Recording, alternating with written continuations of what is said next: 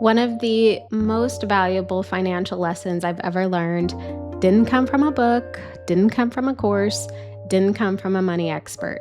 It came from stepping on a plane. Because while I originally started traveling because it sounded fun, and somewhere along the way, travel started teaching me lessons about money, freedom, gratitude, relationships, and life itself.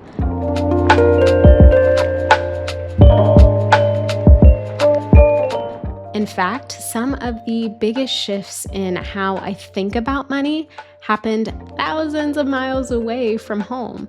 And looking back, I can honestly say that travel has changed me, not just as a traveler, not just as a money coach, but as a person. And in today's episode, I want to share some of the biggest lessons travel has taught me about money, freedom, priorities, and what truly matters. So I know I feel like I've been talking about travel a lot recently. And while I absolutely love talking about travel strategies and travel budgeting and planning tips, the truth is that some of the most important things travel has given me cannot be measured in dollars. Travel has completely changed how I think about success. It's changed how I think about freedom. It's changed how I think about money, and it's changed what I value most. When I first took my very first major international trip with my fiance, who was my boyfriend at the time, I didn't realize how much it would impact me.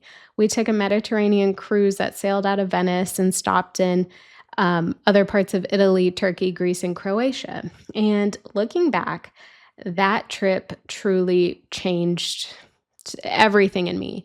Before that trip, I spent a lot of time chasing material things, constantly buying clothes, shoes, just, shopping, accumulating more, and thinking all of these things would make me happy. But once I experienced travel like on another level, I realized something. The memories stayed with me far longer than any material purchase ever had. And I think that lesson has only become stronger for me as I've continued to travel.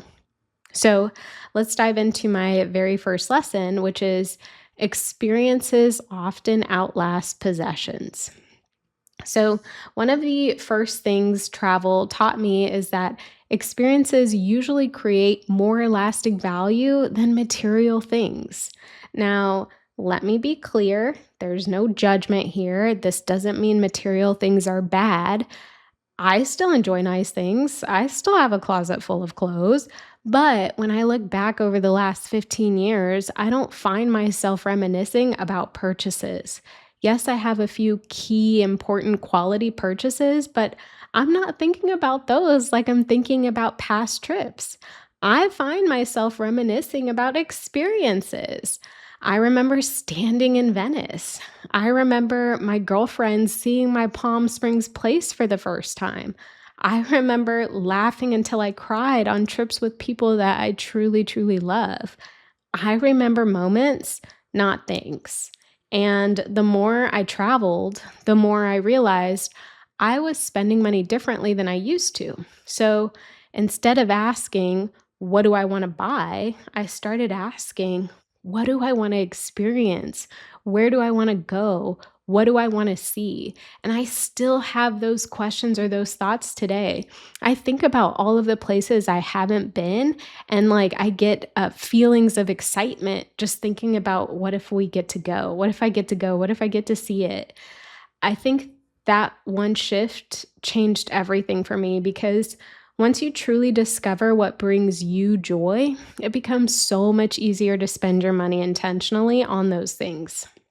So, if you want to hear a little bit more about that specifically, check out podcast episode number 65, How Traveling Feeds My Soul and Keeps Me Motivated, for more insight. Okay, lesson number two, travel taught me gratitude.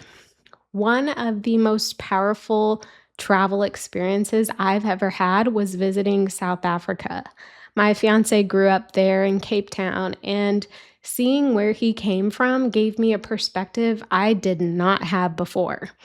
I grew up in suburban Austin, so like a suburban smaller city outside of Austin. My parents worked hard. My brother and I were supported. We had opportunities, we had stability. And while I was always grateful for that, right? Like I was aware of that and always grateful for that. Seeing a completely different environment made me appreciate it on a much deeper level, especially seeing how my partner, someone who I truly love and care about, grew up and comparing it to my situation really did make me appreciate my situation so much more. But travel has this way of reminding you that your normal is not everyone's normal. It expands your perspective. It helps you appreciate what you have instead of constantly focusing on what you don't have. And ironically, the more places I've visited, the less obsessed I've become with accumulating more things. And I think that's because travel just repeatedly reminds me of how blessed I already am. And I also feel like travel in the moment reminds me how blessed I am to be here, right? To see something new, to be in a different place. There's a lot of gratitude in having my life at home, and there's a lot of gratitude about being able to experience different things. So, with all that being said, I firmly believe people should travel somewhere totally different from what they're used to because it changes so many things about a person and usually leaves them with more empathy. I think the more we travel, the more empathetic we become. So I'm a huge advocate for getting out there and seeing different things. Okay, lesson number three: financial freedom is more than money. Financial freedom is about way more than money. I think this may be the biggest lesson of all for me. Um, when I was younger, I thought financial freedom was simply a number, right? Like a savings or investing account balance, an income level, a net worth goal, right? Completely monetary based. But travel has taught me something different. Travel has taught me that financial freedom is about options. It is about time freedom and location freedom. And it's about being able to go where you want, when you want, and not constantly worry about money while you're there. It's about creating a life where money supports your choices instead of limiting them. And the older I get, the more I realize that freedom looks different for everyone. And that's absolutely okay. For some people, it's early retirement. For some people, it's traveling the world. For others, it's having flexibility in their schedule. I think the important thing is figuring out what freedom means to you. Because if you do not define it, you'll spend your entire life chasing someone else's version of success. And I think we have way too much of that right now in our society. Let's focus on what matters most to us. So for me, financial freedom is about being able to spend my time where and how I want with who I want and not have to worry about the money. So it's not just a number in a bank account, it's way more than that for me. Okay, next lesson travel has taught me: rest is productive. I feel like as I say this, like, duh, Rhea, of course rest is productive. But as someone who has owned a business for years and also owned this business while I was working in corporate for a point in time, this lesson was not easy for me. I used to believe that working harder was always the answer. Push harder, work harder, stay busy, keep going. But travel has taught me that rest really does matter. Unfortunately, it didn't teach me this right away. I remember taking a cruise early in my business and bringing my laptop with me to work on City Girl saving stuff while I was there.